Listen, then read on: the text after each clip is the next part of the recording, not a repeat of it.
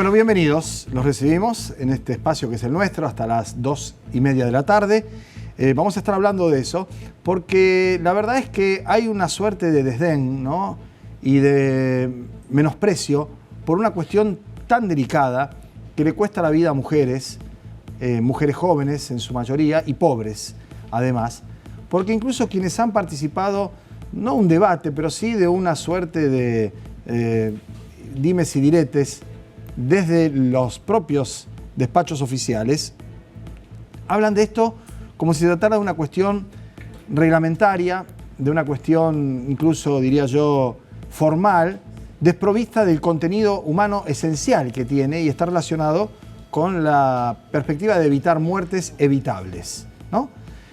Cuando el año pasado se discutió el tema del aborto en el Parlamento Nacional, ampliamente debatido, uno de los principales expositores fue el doctor Caruana porque podía llevar la experiencia de Rosario, el protocolo Rosario y lo que se hacía dentro de la ley, porque este es el asunto. Cuando aparece Pinedo a los gritos diciendo que esto es inconstitucional o que deja de lado el Parlamento, revela un desconocimiento supino, no ya de la ley o del Código Penal o de los casos que están contemplados para propiciar o continuar un aborto que además llega en curso muchas veces a los hospitales públicos y hay que salvar la vida de la mujer que viene ya con una praxis iniciada en condiciones desfavorables absolutamente.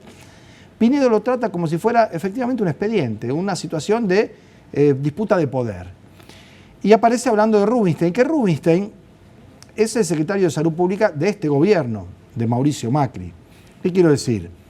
La figura de Rubinstein tiene otras connotaciones que están por otro lado, pero que en este tema específico ha sido muy claro y que se ajusta y se sujeta absolutamente a derecho. Yo todo esto lo voy a hablar con Caruana en un ratito nada más, pero queríamos contextualizar la conversación porque se da en medio de un traspaso de gobierno, de una transición que ha sido traumática y sigue siéndolo lamentablemente, y que en este caso además encierra cuestiones vinculadas a la vida de las personas. Como dije antes, la vida y la muerte, fundamentalmente de mujeres y jóvenes. No se hace nada ni que se propiciara distinto ni fuera de la ley, ¿no? Pero en toda esta maraña de transición, de cambios, aparece la cuestión del momento en que se entregan los atributos. Y ahí es donde, increíble o inexplicablemente, en la provincia de Santa Fe se genera un episodio artificioso, diría yo, rayano en el ridículo, porque francamente, que yo recuerde, y trabajo en esto desde antes del primer traspaso constitucional, incluso desde que se hizo cargo el primer gobierno democrático, la asunción de José María Bernet en la provincia, de Alfonsín y después los sucesivos mandatarios, yo no puedo entender cuál es la motivación. Por ejemplo, Macri le dice a Alberto Fernández que concede y que van a hacer lo que Alberto Fernández quiera.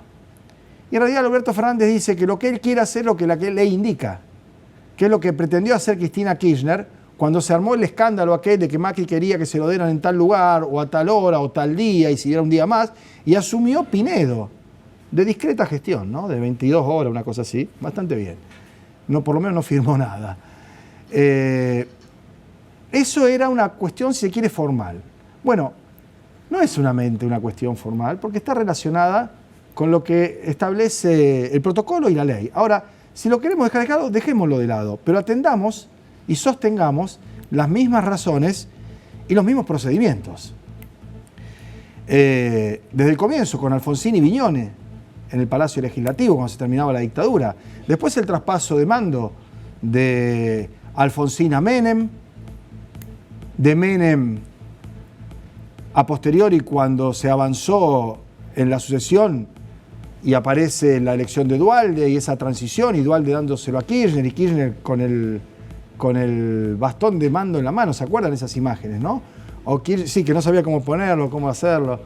Con Cristina Kirchner también, muerto Néstor Kirchner, que le había entregado el bastón en la primera presidencia, y ahí estamos viendo algunas de esas imágenes, ¿no? Fue su hija, Florencia, simbólicamente, la que le dio los atributos porque era la reelección. Ella a sí misma debería entregarse el bastón de mando y la banda presidencial.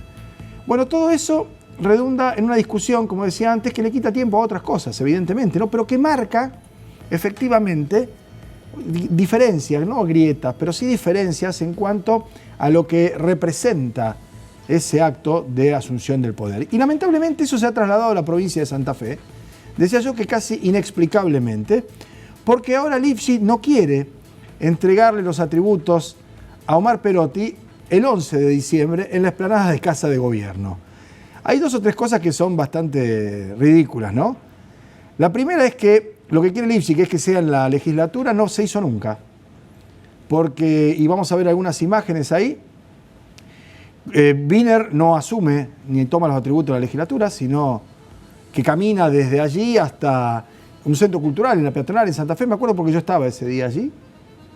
Y Obey le traspasa, ahí lo tenemos, la banda, y luego le da el bastón. Un día que para el peronismo no está entre sus efemérides más gratas, como seguramente no va a estar para los socialistas, en el momento en que Lifshitz se lo dé a un peronista y no poder ponérselo a uno de su mismo partido. Wiener pudo, con Tesio, que es la señora que está a la derecha de blanco, efectivamente entregarle los atributos a Antonio Bonfatti. ¿Y dónde lo hizo? Lo hizo en el lugar donde quiere y pretende Perotti que lo haga Lifshitz. Ahí está. Esta es la explanada de la Casa de Gobierno. Se dio el gusto Wiener, también Bonfatti. Ahí están. Y eso es lo que pide. Luego Bonfatti tampoco le coloca la banda a Lifshitz en la legislatura. Tampoco es ahí. Y lo más notable de todo es que cuando se suscitó el inconveniente, ve que dice bien grande ahí Casa de Gobierno, nada más que lo hacen adentro, pero es ahí adelante, ¿no? Ahí está, Lifshitz y Bonfatti, altri tempi, dicen los italianos, ¿no? Otro tiempo.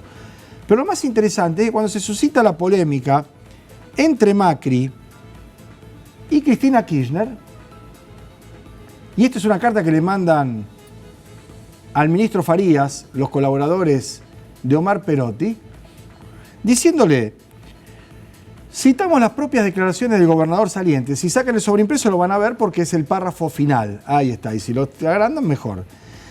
En oportunidad del último traspaso de mando presidencial, cuando expresó que, comillas y textual, ahí está, la presidenta se pone en un lugar de decisión que le corresponde al gobierno entrante, el que debería tener la derecha en este caso. O sea, cuando era Cristina y Macri, estaba mal que se hiciera lo que quería Cristina, que era la que se iba. Cuando es él con Perotti, parece que no es tan así, ¿no? Pero esto es, insisto, una suerte de instantánea, de fotografía. Más delicado, ¿sabe qué es? La remisión del presupuesto a la legislatura. De un presupuesto que en la última sesión podía aprobarse tal vez en el Senado, donde hay senadores que evidentemente tienen una disputa de poder con Perotti, que tendrá que resolverla Perotti, porque son de su propio partido. Tendrá que resolverla la vicegobernadora Rodenas, que es la que comanda el Senado. Que dicho sea de paso, ayer se perdió la última sesión de diputados, porque sigue siendo diputada, todavía no ha formalizado su renuncia. Y que además se trató el tema de ley de alquileres, se trató el tema de ley de detalles, se trató el reaprovisionamiento de las Fuerzas Armadas. Prefirió quedarse acá para homenajear a Coqui de Bernardi en el Consejo Municipal. Y estaré en el recital donde estaba además su amigo Fito, son amigos, pero me parece que hay varias cosas que están dando vueltas así que deberían en algún punto encolumnarse, para decirlo de algún modo. Y creo que lo del presupuesto es un tema serio, porque lo que se pretende aprobar es la grilla, digamos, es una suerte de hoja de ruta de un gobierno que comienza dentro de 20 días y lo manda con sus cálculos, previsiones y su perfil, un gobierno que se va dentro de 20 días. Y si bien yo creo que es importante que el plan ABRE, que el dinero para la alta complejidad de la salud de Rosario, que el programa Nueva Oportunidad continúen, se amplíen, se sostengan, no es el modo meterlo en un corset presupuestario que, dicho sea de paso, puede ser completamente desatendido por la próxima gestión, pero es un gesto, es una suerte de marcar la cancha. Vamos a ver qué pasa luego, cuando asumido el gobierno de Perotti y Lifshitz en la Cámara de Diputados, comience efectivamente, como se dice en la jerga, a jugarse por los puntos, ¿no? A discutir cosas de fondo, no el traspaso, la banda y el acto. Creo que es un momento coronado por una tediosa, casi interminable y hasta diría yo, contraproducente transición de casi 6 meses, en donde prácticamente no se ha avanzado en ninguna otra cosa que profundizar las confrontaciones que venían bastante bien en términos de disputa electoral, pero que se terminó. Ya está, se terminó. Esto es lo que me parece que deben entender. Le cuesta trabajo, por supuesto, irse es complicado, dejar después de tanto, después de la casi convicción o certeza de que no se iba a terminar, se termina. Se termina. Es más, se terminó, más allá de la prolongación por tiempos que establece la Constitución en el ejercicio del poder. Bueno, dicho esto, y habiéndoles anunciado que vamos a charlar con el doctor Caruana en el bloque siguiente, en el resto del programa, los invitamos a que nos acompañen, hacemos una pausa y en un par de minutos estamos de vuelta.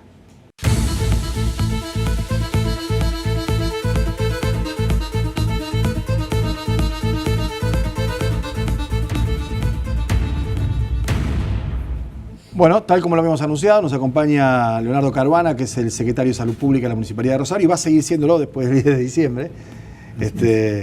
Sigue la cosa, ardua. Seguimos. Sí, bien. Seguimos. Bueno, vamos a arrancar por lo que inicialmente provocaba esta convocatoria, ¿no? Que es el tema de lo de Buenos Aires, en realidad a nivel nacional, porque es el secretario de Salud, el que fuera ministro, Rubinstein, con este protocolo para, no es la despenalización del aborto, pero sí para que se puedan llevar adelante prácticas médicas sin que esto suponga infligir un delito o algún riesgo para el profesional, limitar la objeción de conciencia. ¿Qué tiene de similar lo que proponía Rubinstein con lo que se está haciendo en Rosario, que no es un enclave ni el Peñón de Gibraltar ni Andorra, sino que es una ciudad que está dentro de una nación que tiene un código penal que rige para todos? Sí, bueno, primero, digamos, el enfoque correcto de lo que decís, el protocolo da un marco, y más cuando es a nivel nacional. Nosotros tenemos un protocolo municipal que fue avalado por ordenanza, uno provincial. El nacional da un marco de regulación a nivel país y no avanza en el debate que no pudo, digamos... Que no prosperó en ley. Que no prosperó, que sí, digamos, dio y que hay hoy una despenalización de distintas situaciones que tienen que estar garantizadas y están contempladas en el código.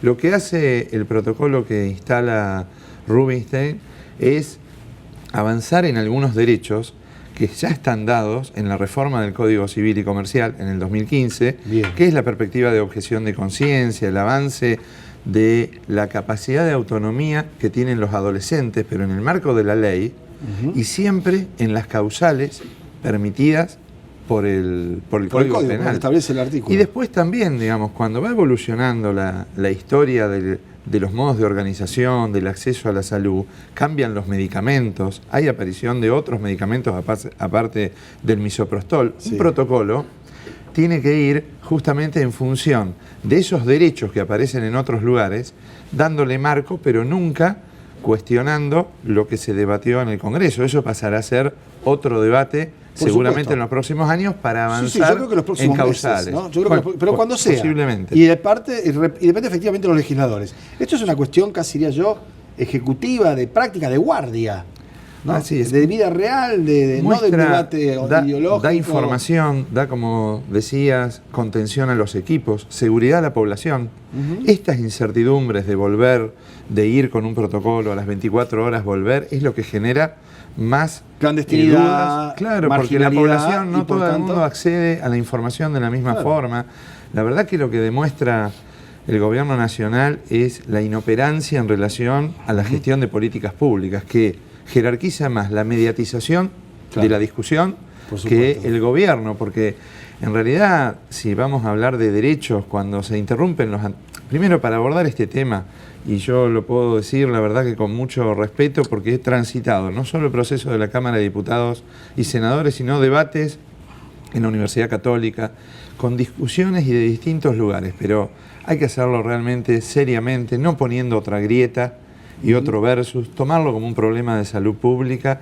Y la verdad que cuando se avanza de esta forma hay que hablar del acceso a los anticonceptivos, de la educación sexual integral, por supuesto, del embarazo adolescente, bueno, y fundamentalmente del sostenimiento de servicios de salud cercanos. Y si hay algo que se hizo en estos últimos años es desmoronar las políticas públicas del Estado Nacional relacionadas con salud, porque disminuyeron los insumos, porque la sustentabilidad de la salud pública está en riesgo cuando el gobierno nacional no asume un rol rector, cuando se cortó la provisión de anticonceptivos, todo esto atenta con el derecho de las mujeres. Cuando se debilita el cronograma de vacunas, ¿no? Se reduce. Bueno, quizá el insumo más claro tiene que ver con eso, pero también en educación, en anticonceptivos. Sí, claro. Bueno, es claro que si no se entregan.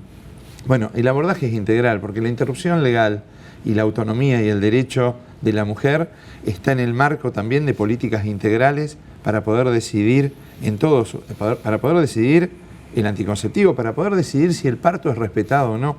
Esa es lo que mostró Rosario en relación a un sistema integral y que pudo mostrar resultados de la disminución de la muerte materna. Eso es lo que te iba a decir, ¿no? Porque el protocolo Rosario, conocido nacionalmente, tiene una aplicación ¿desde cuándo?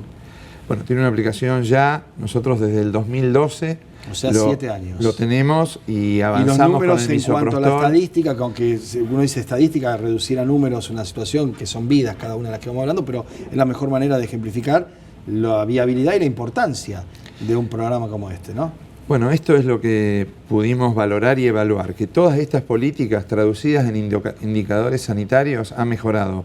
Nosotros tenemos la tasa de embarazo adolescente el 50% menos que a nivel país. Y esto es por esa presencia de cada centro de salud que hoy garantiza en el marco del Código Penal la interrupción legal y que, bueno, no tenemos complicaciones de abortos clandestinos, muerte materna por aborto provocado desde el 2012, o sea, indicadores diferenciados que hacen que los mismos equipos que cuidan y se comprometen y que también, y esto es importante, Pablo, hay equipos y nos han pasado en los centros de salud de desnaturalizar decisiones de interrupción, porque a veces son por coerción de su pareja. Claro. Y esa persona, si no encontraba un equipo comprometido, que lo contenga, lo más probable se lo hacía en la clandestinidad. Claro. Y la verdad que continúan el embarazo, porque los equipos se comprometen con el acompañamiento, con la legalidad y con, digamos, la construcción de una propuesta terapéutica que contenga a la familia. Bueno, todo esto se presume que va a continuar en la ciudad de Rosario, no solo por tu presencia, no es que vos seas el garante, sino que hay una comunión de ideas, es decir, independientemente de los cambios de nombres, por supuesto, de perfiles, de la impronta personal, de la procedencia política, hay un plexo, digamos, un núcleo duro de conceptos relacionados con el rol del Estado, la ampliación de derechos, el mantenimiento de conquistas, que supongo yo, entre otras cosas, habrá influido en que vos decidas continuar. Sí, la verdad que fueron parte de todo ese proceso de discusión y de encuentros para llegar. Bueno, yo vengo de un proceso de gestión que comencé como subsecretario con Lifchitz, toda la gestión de Mónica Feni, hablamos mucho con Pablo, dentro del campo del Frente Progresista, con muchos apoyos, y fundamentalmente consolidando esta idea, ¿no? Lo que significa la gestión en salud pública sustentada en valores. No vamos para cualquier lado. Vamos para el sostenimiento del Estado, la producción pública de medicamentos. No hay fórmulas gerenciales privadas gestionando lo público. Y hay además... Y esa es una propuesta que tenemos y una historia de 30 años que marcaba Hermes. Y hay un contingente de 5.000 personas, empezando por el intendente, si se quiere, o el secretario de Salud, pero para abajo, y hoy saludamos a los enfermeros y enfermeras en su día. Así es. Hoy es el día de la enfermería, gente que no recibe el reconocimiento, eso creo yo, que sí los médicos, porque son los que... Y un gran trabajo que hacen, fundamental en el equipo. Por supuesto. Bueno, vuelvo, decía que independientemente de su posicionamiento sindical, su agremiación, su pensamiento y demás, comparten esa idea de la salud pública, de lo que debe ser. Bueno, esto es la con todas las discusiones que hay, ¿no? Salariales, de titularización, de plaza a planta, todo eso, pero está en un proyecto de salud.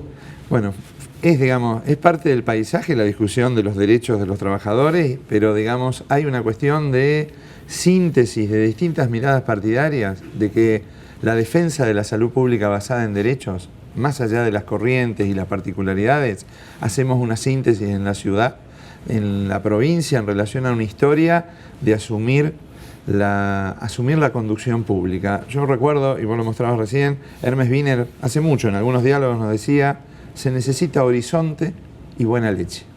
Y esas son dos cosas básicas para poder gestionar, y todo el capital que nosotros tenemos tiene que ver con eso. Un horizonte que pudo ponerle frenos a políticas neoliberales que nos decían que para los pobres es necesario un paquete de prestaciones y el resto lo tenés que pagar. La verdad que nosotros pensamos un sistema integral.